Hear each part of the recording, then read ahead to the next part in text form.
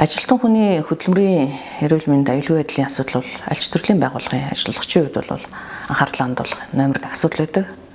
Тэр ч утгаараа сүүлийн жилүүдэд уул уурхай хүнд үйлдвэр эрчим хүчний салбарын аюулгүй байдал эрүүлэхийн чиглэлийн хөрөнгө оруулалтууд бол аж ахуйн байгууллагууд дээр ихэнх хийгдэж байна. За сургалтанд томрогдож байгаа хүмүүсийн тоо бол жилээр бүр нэмэгдэж байна. Ер нь бол ажил олгогчд бол аюулгүй байдал эрүүлэхийн асуудалд бол номер 1 маа гэдгийг бол хаана хангаж ойлгож байна. За Монгол Улсын засгийн газрын зүгээс бол мөн одоо сүүлийн жилүүдэд салбарын хууль тогтоомжийг шинжлэх, дүрм журмыг сайжруулах, стандартыг боловсронгуй болгох чиглэлээр бол бас нэлээд дөрвтэй ажлууд бол хийж байна. За манай орны хувьд бол 2008 онд бол хөдөлмөрийн аюулгүй байдлын эрүүлэхийн тухай хууль анх батлагдсан. Энэ хууль батлагдсанаас хойш одоо сүүлийн 14 жилийн хугацаанд бол салбарын хууль тогтоомжийг шинжлэхийн ажлууд бол нэлээд хийгдлээ.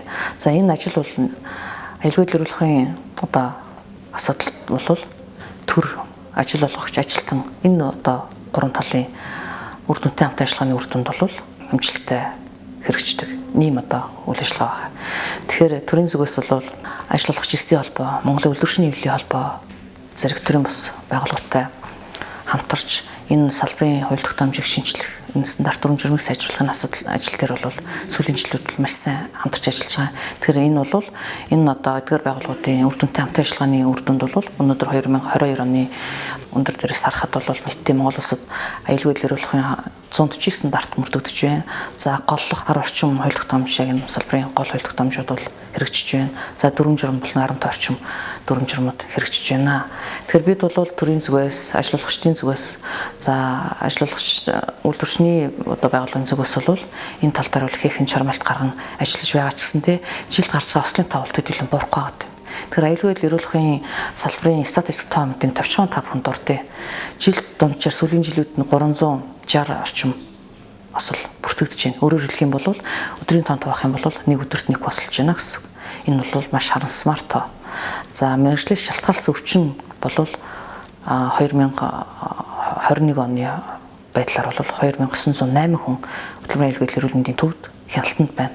Энэ юу гэсэн үг вэ гэхээр ажлын одоо байрны тохиромжтой бос нөхцөл байдал тийм үү? Хими, физикийн, биологийн сөрөгчн зүйлүүдийн нөлөөнд ажилтан байнга өртснөөрөө мэргэжлийн шалтгаалсан өвчин буюу эргэшгүйгээр одоо бие одоо организм байрхтнууд нь өөрчлөлтөнд орж ингэж өвчлөдөг байгаа. Тэгэхээр энэ одоо өвчнөр өвчлсөн бол 2908 хүн бол одоо хяналтанд байна. Тэгэхээр бид бол ажил олгогч бол нэгдүгээрт энэ одоо урт хугацаанд доктор сурвалжтай үржигтэй ажиллахын тулд ажилтныхаа эрүүл мэндийн аюулгүй байдал бол маш сайн анхаарал хандуулах шаардлагатай. Энэ нь доктортой, чадвартай, чадвартай мэрэгсэн ажилтнуудын хувьд бол ажлын бүтээмж өндөр байх, аюулгүй ажиллах энэ одоо гол суурь бол ерөөсөө эрүүл аюулгүй ажлын байранд ажиллахтай бол одоо шууд хамааралтай. Тэгэхээр бол бид энэ аюулгүй байдлыг эрүүлэх асуудал энэ байгууллагуудын хувьд ямар чухал юм бэ гэдгийг бол эндээс бол харж болохоор байна. За ослын тоо төдийлөн буурахгүй байгаа нь нэг талаас мэргэжлийн боловсрогчны хамсалтай бас холбоотой. За бид 2019 оны судалгаагаар бол нийтдээ 199 байгууллага хамруулсан судалгааны үр дүн би та бүхэнд танилцуулъя.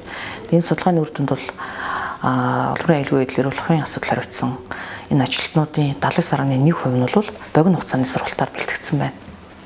70.1%. Тэгэхээр энэ бол маш өндөр тоо. За төрийн зүгээс бол хөдөлмөрийн аюулгүй байдал эрүүлэх асуудал хариуцсан ажилтан бол аймаг дүүргийн хөдөлмөр халамж үйлчилгээний газар хэлтсүүдэд ажилладаг. Эдгээр хүмүүсийн хувьд бол 75% нь хавсран гүйцэтгэж байна гэсэн ийм тоомтой гарсан. Тэгэхээр салбарын хүний нөөцийн хувьд бол ямар хүний нөөцийн дутагдaltaй байгааг бол энэ тооноос харж болно.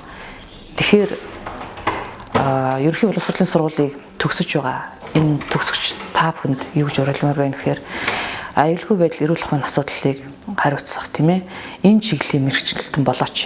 Шинжлэх ухааны технологийн их сургууль дээр бэлтгэгдэж байгаа хөдөлмөрийн аюулгүй байдлын эрүүлэхийн бакалаврын анги дэлгэц суралцаач гэж та бүхнийг уриалж байна.